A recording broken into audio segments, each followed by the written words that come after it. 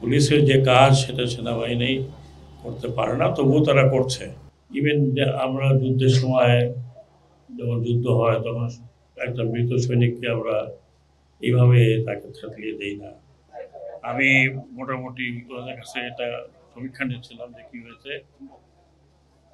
এখন পুলিশ ফোর্সের সাথেও একটা হয়েছে, পুলিশ ফোর্সও বলবো না যে তারা একেবারে কিছুই করেনি, কিন্তু তাদের উপরে যে হামলাটা হয়েছে এটা ছিল অত্যন্ত কি বলবো বেদনাদায়ক। তার কারণ একজনকে গুলি করে মারা আর আরেকজনকে মাথার চামড়া খুলে ফেলা, পা টুকরো টুকরো করা, থাতলিয়ে দেওয়া, মাথা থাতলিয়ে দেওয়া, এটা তো আপনি কারোর সাথে করতে পারবেন না।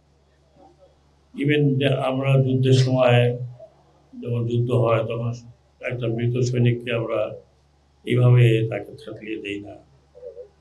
এবং এটা খুবই দুঃখজনক। এটাও দুঃখজনক যে হাজার তরুণ মারা গিয়েছে পুলিশের গুলিতে, অন্যান্যদের গুলিতে, এতে কোনো সন্দেহ নেই।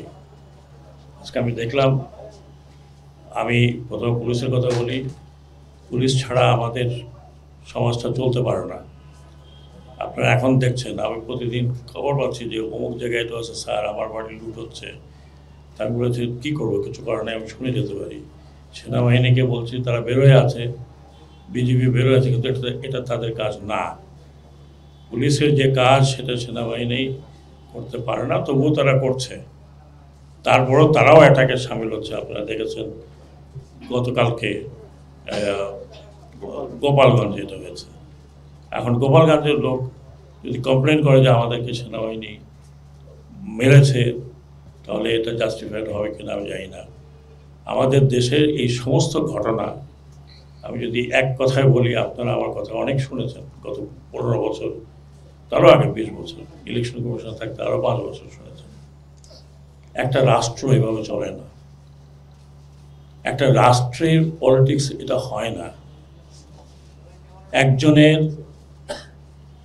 ইচ্ছা মতো রাষ্ট্র চালানো যায় না। সেটা যাই হোক, সেটা যে যার অবদানই থাক।